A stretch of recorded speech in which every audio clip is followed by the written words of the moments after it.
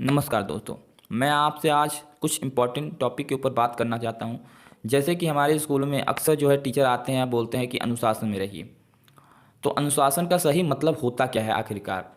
क्या अनुशासन का मतलब ये होता है कि कोई अन्य व्यक्ति आए और स्टिक लेकर के आप कहे कि चुप रहिए, साइलेंट रहिए और आप सब लोग शांत हो जाएं? तो क्या यह सही अनुशासन का मतलब होता है? नहीं, यह अनुशासन का सही मतलब नहीं है। अनुशासन देखेंगे आप तो दो शब्दों से मिलकर के बना हुआ है। अनु प्लस शासन। अनु का मतलब होता है स्वयं, यानी कि हम खुद, और शासन का मतलब होता है रूल करना, राज करना। यानी कि अगर मैं सीधा सीधा कहूँ तो इसका सीधा सीधा मतलब ये होगा कि खुद पर शासन, दैट इज कॉल्ड अनुशासन। जब तक कि आप पर खुद पर शासन नहीं होगा तो उसे अनुशासन नहीं करेंगे। अनुशासन का मतलब ये नहीं है कि कोई आकर के तीसरा व्यक्ति आपको कंट्रोल करे। आपका खुद पर कंट्रोल होना चाहिए। आपको कब क्या करना है, क्या नहीं करना है, ये स्वयं पर कंट्रोल होना चाहिए। अब ये स्वयं कौन है आखिरकार? हम तो हमारा शरीर तो खुद ही है। तो हम किस पर कंट्रोल करने की बात करें? हम कंट्रोल करने की बात करें माइंड के ऊपर, अपने मन के ऊपर। इंसानों का कंट्रोल अपने माइंड पर से हट गया है एक्चुअली। वो क्या होता है कि जिन चीज़ों में अगर आप ध्यान से माइंड के अंदर घुस के देखो तो जिन चीज़ों में इंसान को मज़ा आता है उन चीज़ों की ओर भागता है ये मन। और जिन चीज़ों में दर्द होता है, जिन चीज़ों में मज़ा नहीं आता है, उन चीज़ों को जो है दूर करता है मन। मन रजिस्ट करता है उस सब चीज़ों की तरफ जाने से जो जिसमें दर्द प्राप्त होता है। लेकिन अब इसमें इसमें मज़े की बात क्या है? मज़े की बात यह है कि जिन चीज़ों में दर्द है उन्हीं में आपका भला है, और जिन चीज़ों में मज़ा है वही आपके लिए जो है परमानेंट पेन बनने का कारण होगा। यानी कि आज अगर आप टेम्परेरी पेन लेने के लिए तैयार हैं तो कल आपका परमानेंट प्लेजर इंतजार कर रहा है। लेकिन आज अगर आप परमानेंट जो है आप सोच रहे हैं टेम्परेरी प्लेजर ले लें तो आपका परमानेंट पेन इंतज़ार कर रहा है। तो फैसला, चॉइस सिर्फ आपके हाथ में है कि थोड़ा सा दुख सह करके ज़्यादा खुशियाँ प्राप्त करनी है या थोड़ा सा खुशी प्राप्त करके ज़्यादा दुख प्राप्त करना है।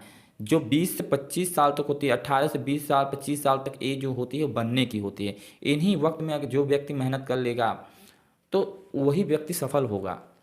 बाकी तो सारी ज़िंदगी उसके बाद तो आराम ही करनी है। और अगर इसी वक्त आपने मस्ती कर लिया, इसी टाइम को आपने बर्बाद कर दिया, ज़ायर कर दिया, तो फिर ज़िंदगी भर आप इसका भुगतान दोगे। तो कहने का मतलब है खुद पर शासन, दैट इज़ कॉल्ड अनुशासन। यानी कि जब जिस समय जो चीज़ करने का सही समय है, यदि आप वो करते हो तो आपका खुद पर शासन है।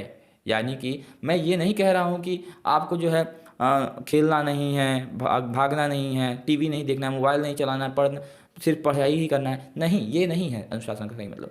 आपको सारे काम करने हैं, लेकिन जब जिस समय जो जिस काम का हो वही काम करने हैं। यानी कि अगर खेलने का टाइम है तो खेलने के टाइम खेलना है, बात करने का टाइम है तो बात करने के टाइम बात करना है, पढ़ने का टाइम है तो पढ़ते टाइम और कुछ नहीं करना है। सिर्फ जिस भी काम का जो भी समय है उस समय वो काम करना है और अन्य चीज़ें नहीं करनी है।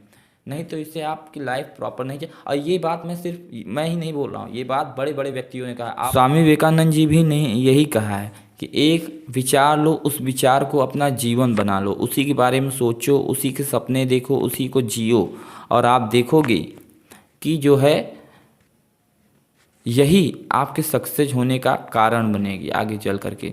और यही एग्जैक्टली बात आज से 2500 साल पहले गौतम बुद्ध ने भी यही बात कही थी कि अगर एक व्यक्ति उनके पास आया, उनसे पूछा कि हे भगवान बताइए कि मैं एनलाइटन कैसे हूँ।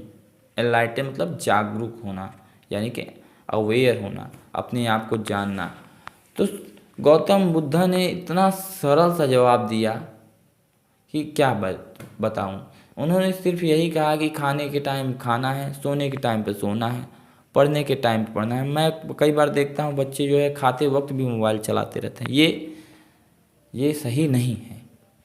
इससे आपकी कंसंट्रेशन पावर, आपको पता नहीं चलेगा। आप कंसंट्रेशन पावर जो है कम हो जाएगा, और कंसंट्रेशन पावर कम हो गया तो पढ़ाई तो बिगड़ेगा ही बिगड़ेगा। ठीक है, तो पढ़ाई पर ध्यान दीजिए, अनुशासन में रहिए। और यही अनुशासन का सही मतलब है कि अनुशासन सिर्फ क्लास में नहीं दिखाना है, जहाँ पर भी है, जब भी जहाँ पर भी आप अनुशासित रहिए, अनुशासन में रहिए।